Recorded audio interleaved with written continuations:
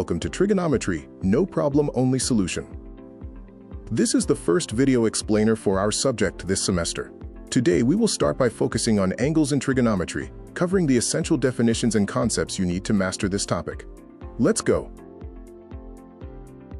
Our roadmap for mastering angles includes 5 key areas: defining an angle's components, placing angles in the standard position, classifying them, understanding direction and rotation, and finally, discovering coterminal angles. Let's explore them together.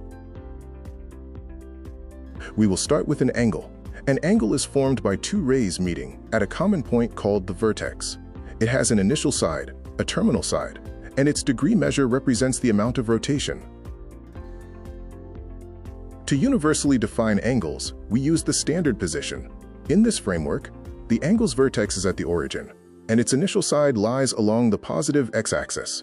That's an angle in standard position. The x and y axes divide the plane into 4 regions called quadrants.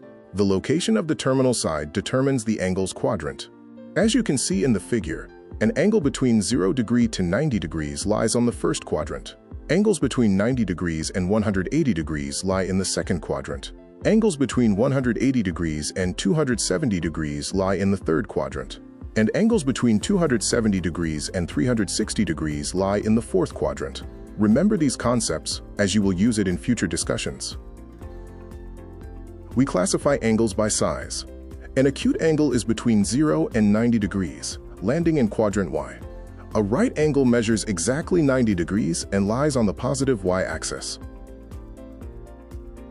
Other classifications include the obtuse angle between 90 and 180 degrees. The straight angle is exactly 180 degrees. A reflex angle is between 180 and 360 degrees, found in quadrants 3 or IV. Direction determines the sign of an angle. Positive angles are generated by counterclockwise rotation, while negative angles are generated by clockwise rotation. Quadrantal angles are those in standard position whose terminal side lies exactly on the x-axis or y-axis, such as 0, 90, 180, 270, and 360 degrees, as well as their multiples. Angles can represent more than one revolution, since a full circle is 360 degrees. For example, 450 degrees is one full counterclockwise revolution, plus an additional 90 degrees. Coterminal angles share the same terminal side. They start at the same place and end at the same place, even though their travel path and degree measure differ. In the figure, 120 degrees and minus 240 degrees are coterminal angles. To find an angle coterminal with an angle theta, you can add or subtract any integer multiple of 360 degrees. The formula is theta plus k times 360 degrees.